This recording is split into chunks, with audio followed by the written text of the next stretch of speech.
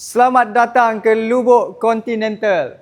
Tuan-tuan, yang mana tengah mencari Mercedes dan juga Jaguar, saya ada satu unit. Mercedes ada berbelas-belas unit yang memang harga boleh dengar kat sini tiada cas tambahan, tiada cas tersembunyi. Harga yang saya sebut tu all in, terus thumbprint boleh bawa balik. Sini sediakan duit insurans dengan road tax sahaja. Itu sahaja tuan-tuan. Saya ada Mercedes-Benz W212 E250 tahun 2013 ni tuan-tuan. Okey, yang ini 1800cc sahaja. Condition memang betul-betul cantik tuan-tuan. Seperti baru keluar kilang. Bau pun memang bau keluar kilang. Mileage baru 142. Ambient light semua ada. Yang ini full black lah. Steering dia pun cantik. Kalau tuan-tuan boleh pusing sekeliling, cameraman pusing sekeliling, kita jumpa di depan balik. Okey, untuk kereta ni Harith nak menjual dengan harga RM35,800 sahaja. Harga cash sahaja kami terima. Okey, tuan-tuan, saya banyak lagi. Kita go through laju-laju sikit. E200 2010 E200 2012 RM29,800 sahaja. E250 tahun 2011 RM33,800 sahaja. E250 tahun 2011 RM33,800 sahaja. E250 AMG Line tahun 2012 RM35,800 sahaja. S-Class ni kalau tuan-tuan minat, yang ni 2016 RM65,800 sahaja.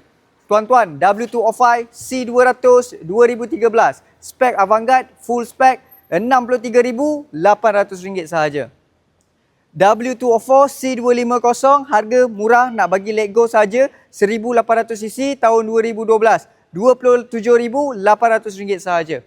Tuan-tuan, ini antara kereta W211 model E230 engine V6 2500cc sahaja. Road tax tak mahal mana, memang cantik. Harga jackpot RM17,800 sahaja. Cameraman, mai dekat, kita tengok bahagian dalaman. Memang color royal old money. Sangat cantik. Okey cameraman, dia nak tengok lebih-lebih, kena datang showroom. Betul tak? Right. Yang paling rare, spesies rare dekat sini. One and only Jaguar 2000cc tuan-tuan. Okey, road tax pun tak mahal, 380 sahaja setahun. Dari segi maintenance dia, siapa yang cakap mahal meh? Sini saya nak ajar sikit. Minyak hitam, tukar servis semua biasa je tuan. Tak ada masalah pun. Barang dia spare part dia saja. Ada mahal sedikit daripada Mercedes, tapi tak ada masalah.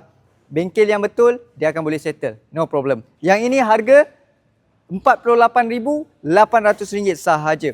Tuan-tuan, E250 tahun 2012 full spec, panoramic roof, man in black, RM35,800 sahaja.